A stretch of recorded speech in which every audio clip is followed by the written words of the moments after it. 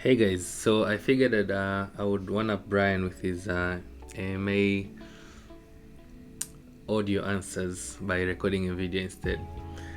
And yeah, the issue is learning JavaScript. So I've had 6 to 7 years of experience doing JavaScript now, and I've found that I've learned best by building things. Now I realize that building things is one of those generic advice everybody gives, so I figured I would break it down a little bit further. So one of the first things I would say is to take a small thing and then take it its furthest. Do something very complicated with that small thing. That way you learn the small thing to a great degree. So here's an example. So for one of the courses we normally take the interns through at work, I had to design this course for teaching people HTML, CSS, and JavaScript, and we didn't really have enough time to learn everything in JavaScript, so I had to take a minimalist approach. But I also didn't want to give people something boring to learn, so I decided we would do something like this. So basically, what it does is creates a conversation, a fake conversation. If you've probably seen something like this online, or maybe not. So basically, I would just say, type a message here to say something like, "Hey, Mon, what up?" Yeah, and then send that, and then it appears there. And then now this is when I'm sending. So if I want to receive it instead, so I would say something like, "Nothing much, just chilling." Yeah. So yeah, you could do all sort of things there to get a few messages going.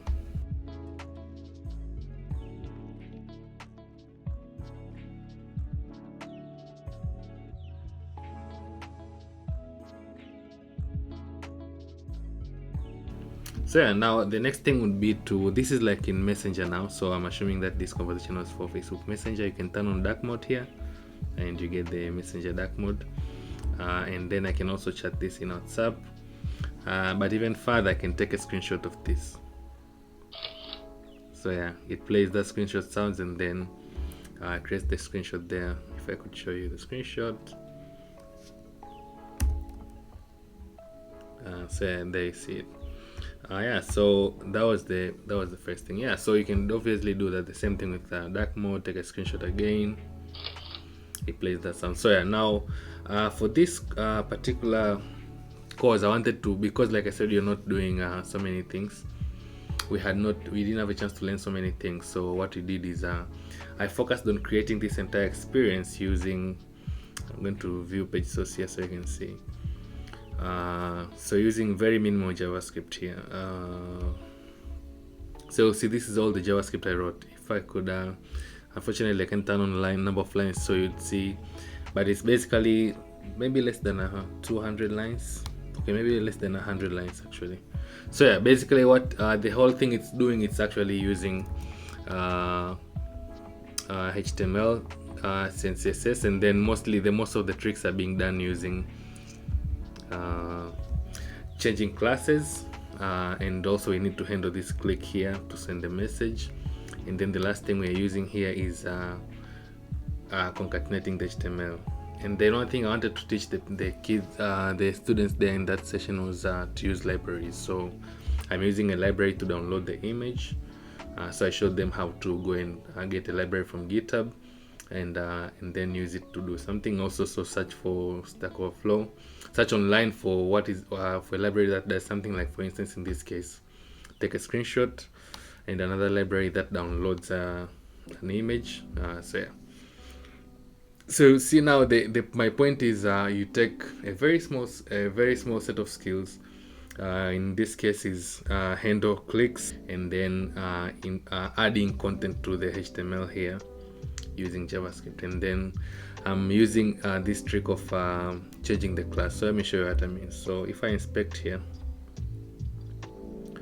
you'll notice basically what I'm doing is I'm giving this this div here, I'm giving it classes. So if I give it a class of dark theme here, it gets dark theme. So if I turn that off, it's just regular theme. But I can add something like WhatsApp here.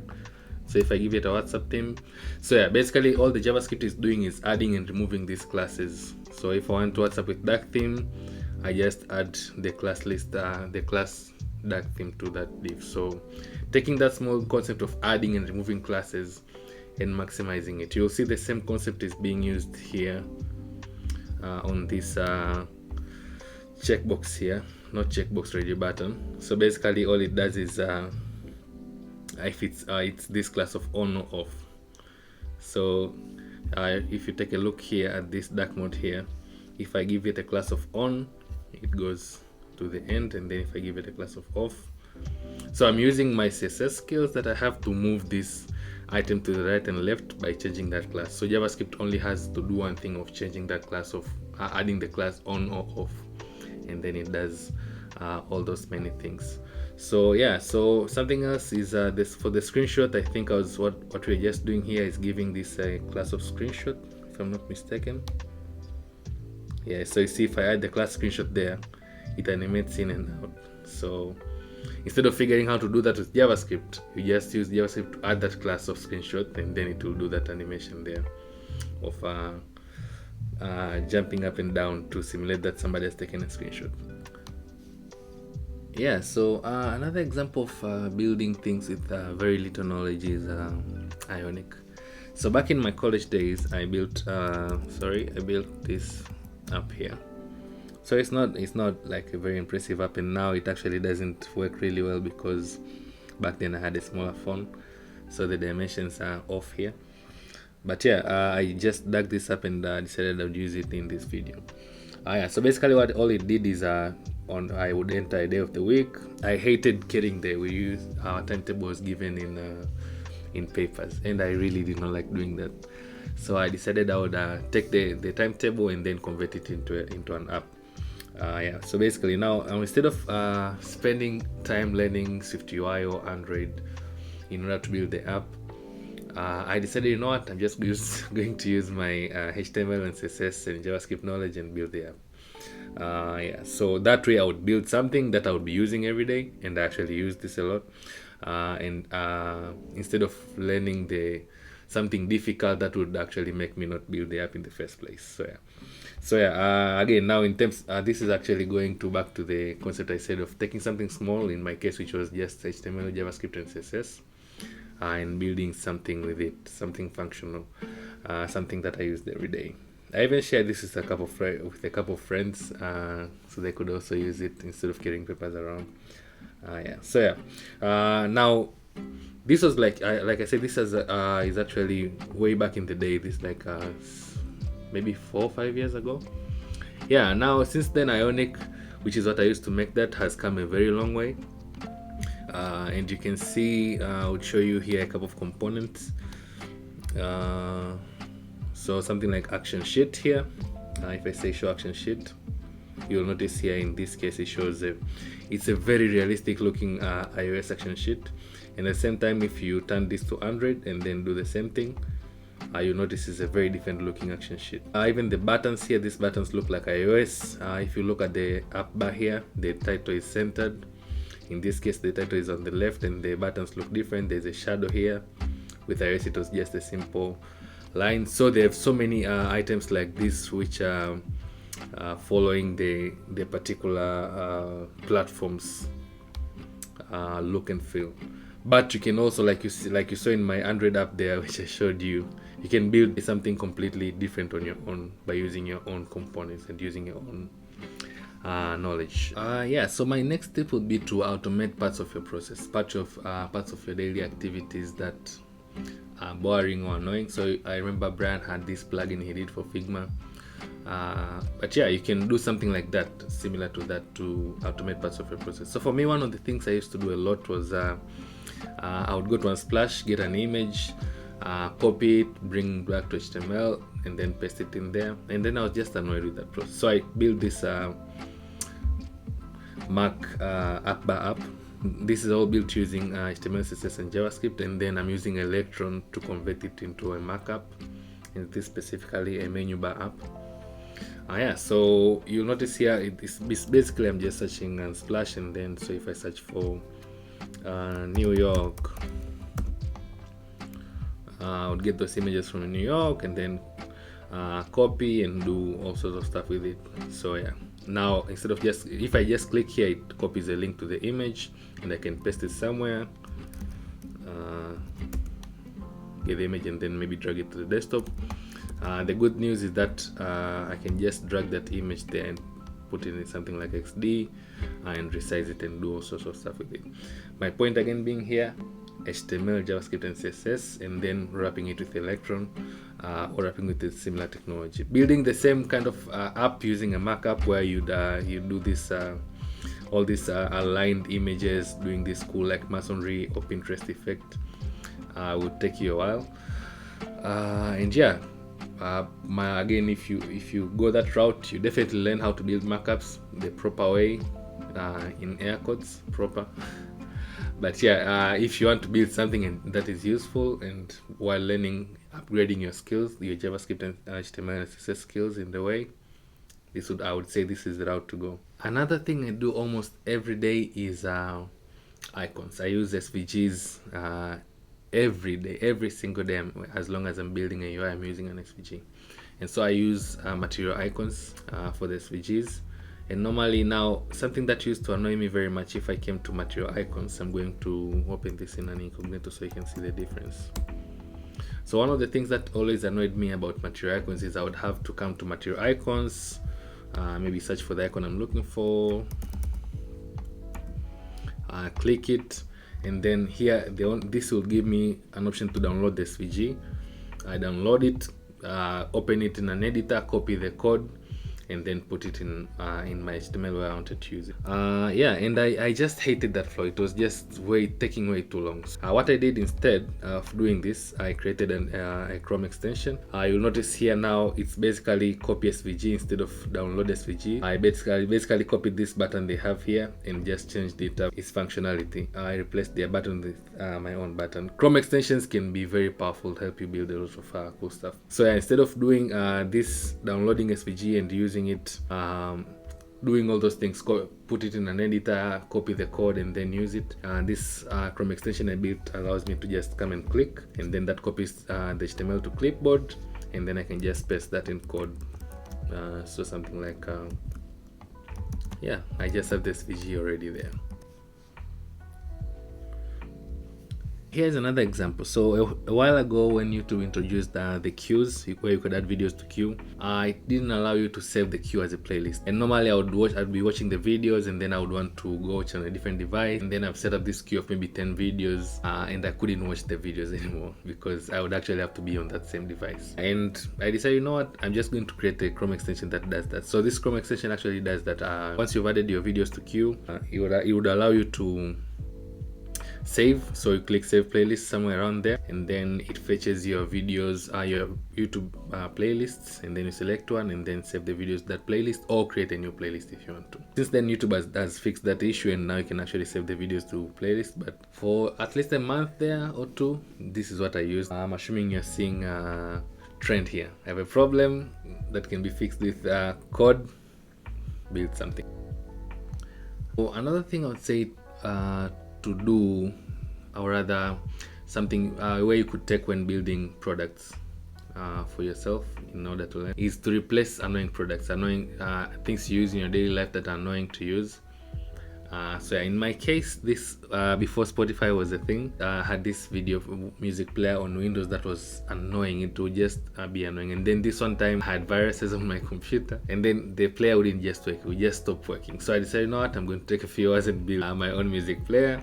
And yeah, it was so much fun. I learned a lot about how music players work. Again, I used JavaScript, HTML and CSS, and also wrapped it with Electron. Electron now allows you to customize. You'll see this doesn't even have the normal Mac or Windows icons there. So I actually just built everything on my own, and then it allows you so much customization power in this case. Since then, Spotify has replaced this. But yeah, it was fun times when I was working on this. Another product I built out of this similar situation is a video editor. So all the video editors I was using had these annoying UIs, and I just didn't like them. As a front-end person slash wannabe designer, I always want the products I used to be to have a pretty UI. So one of my most annoying things is every video video editor I would use to do simple things, not like the full-on video editors like After Effects, but to do simple things like cut a chunk of a video. They'll just be so annoying, and they'll just be so annoying in the way they look. So I said, I'm gonna be doing for myself. So here is how this actually works. If I could grab a video here, let's see. Yeah, so something like that. I did notice something fishy, that it was auto-entering a sort of high-performance mode as it detected that a benchmark was running. So, take these figures with a... So yeah, here it is. So I wanted to crop this. I was actually looking at this video, and I wanted to send this with a grain of salt piece of the video to a friend of mine. And so I just noticed it starts at 7 seconds. Take these figures with a heavy pinch of salt. Why are we like this? So funny. So basically I'll just come in here and say 7 until 12, and yeah, so just do cut video, and it cut the video. Again, you notice this is again Electron. Take these figures with a heavy pinch of salt. Why are we like... Just so funny, this guy. Yeah, so basically that's all it did, and you can obviously I actually rotate. Take these figures with a... So if I say maybe 07 to 8. Take these figures with a I can allow it, I can tell it to loop that Take part. these figures. Take these figures. Take these figures. So something like Take these figures. yeah, so basically, as you can see, Electron allows you to build even something as complex as that. Electron can get you so far with the things you can do. So the other direction would be learn Swift, build a markup with Swift.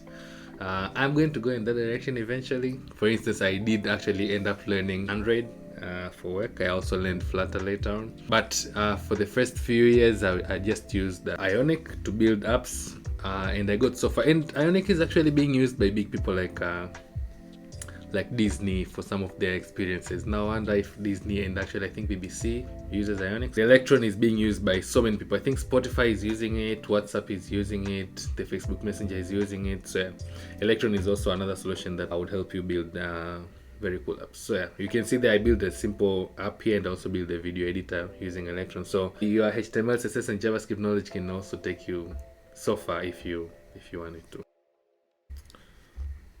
The next thing I would say is games. Build games. Games are fun. Everybody wants to build games. Almost many of the movies you'd see, something like Shark, they're always like, I learned to code because I wanted to build games, video games. Games are just so popular. Now the difference is that when you think about building games, most people just think about something like the video games where there's so many graphics to think about. But yeah, there are so many other games you could build that don't require that much knowledge of JavaScript or that much knowledge of maintaining like graphics and making sure the performance is on point. So here's an example of such a game. So this basically is just built using Tailwind CSS to do all the graphics here. So there's nothing magical, and I'm also using Mapbox, which is a map service to zoom this map around. So if I say play here, so now you see I'm using a custom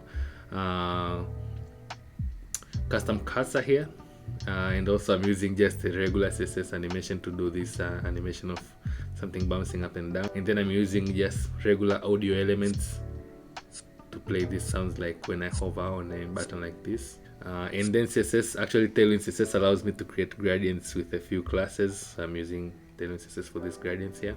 Yeah, and then I click play here. Again, these are built using Tailwind CSS. This loader here is built using Tailwind CSS and a little bit of JavaScript. Where it's not just a normal loader, it's actually a gradient loader. I'm using some CSS tricks to do that. And you can see if I click here, this effect and the animation to move out is done using just regular CSS and JavaScript. So this again is not a game. This is not like I'm not using like a canvas element here to build a complex graphics game. These are all just divs and spans, and like I said, this custom cursor here is just a simple image I took from online. And this animation here of the map animation, for instance, here is being done by, you notice the map here how it moves. Mapbox handles that for you already, so you don't even need to worry about that. This graphics here where I'm doing, it shows me the error state and the success state is all done using Tailwind CSS, basic CSS tricks. I'm just playing with gradients there to give it that glossy kind of effect. And yeah, again, this is built with it's the same as the intro screen and the animation there. And I'm also using a little bit of a blur effect using just regular CSS there in Tailwind CSS to achieve that effect. So yeah, you see, a game like this is actually can actually be done using just your regular HTML and CSS and a little bit of JavaScript knowledge, instead of thinking about building very complex games. So yeah, build trivia games, build games like this, and they're so much fun.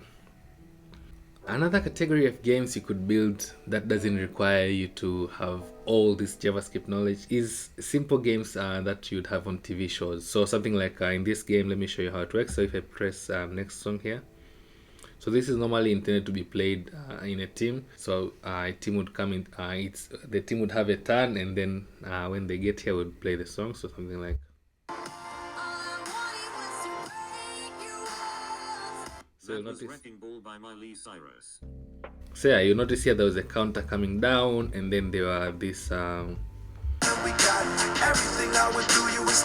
see this down here, the waveforms gives it a nice little feel. And yeah, basically. That was See You Again featuring Charlie Puth by Wiz Khalifa. So yeah, you notice again, these are just divs. There's a div up here. This is just a regular image. This is just text. And this is all HTML. This is just regular HTML. This is the gradient here again is done using Tailwind. Yeah, it's actually quite basic. The only thing I would say maybe that was a little bit difficult here was to do the waveforms down here, but even then I just went online and copied the waveform library and then figured out how to tweak it to make it work for this particular game. So yeah, notice again, this is not a big graphics game, but you could see yourself. We actually normally have a lot of fun with this when you play this at the office. I built this for one of our team building activities at the office, and yeah, you can totally build something like this and have a lot of fun while doing it. So yeah, another category of trivia games.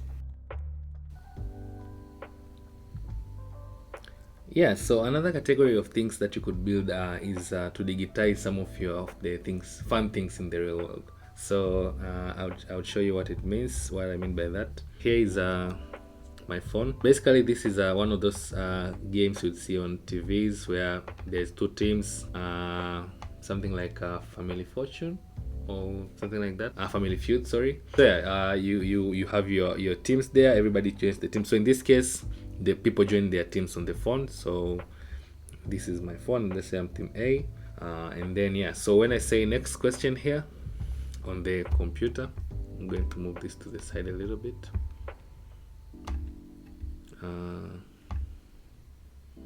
And yeah, so I'm just going to do a quick reload there.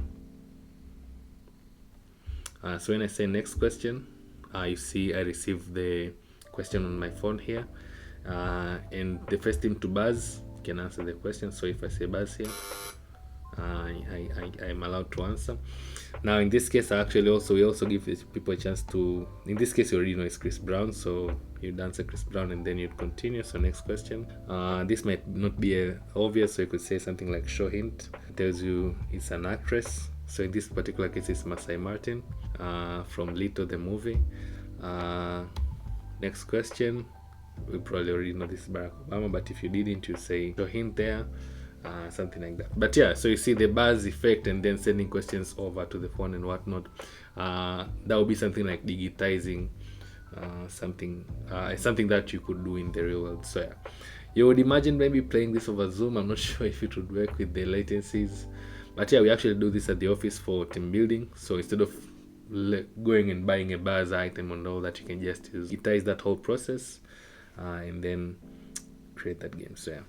Last example here is so this one time I was asked to give a talk, and I decided, you know what, I'm going to be cool and also and use a clicker. So if you've ever seen a talk, you notice people have this clicker on their hand which they use to move the slides, and I was like, you know what, I don't want to go buy a clicker, but I can totally build that and use it. So yeah, here's an example. So what you do in this case is you just basically I would come to once I've set up my slides, I press double shift here, it shows me a QR code to scan the clicker. So I on the clicker side here on my phone on the left, you can see I can just say connect and then close that camera, and yeah, just like that I'm already ready to go on with use my phone as a clicker. Sorry. So yeah, if I scroll on my phone, you'll notice on my phone here left, if I scroll that, it updates in here on the slides on the desktop. If I scroll again, so if I go back, I think yeah, so if I go back, goes back, if I go next, goes next there, something like that. So yeah, basically instead of having a manual click, I just figured out a way to do like this drag effect here, and that would update my slides on the PC. So I wouldn't need to manually operate the PC, while at the same time I wouldn't need to go and buy a click and figure out how that works. So yeah, this is another fun project you could fun kind of project you could see, which is digitizing some of the physical world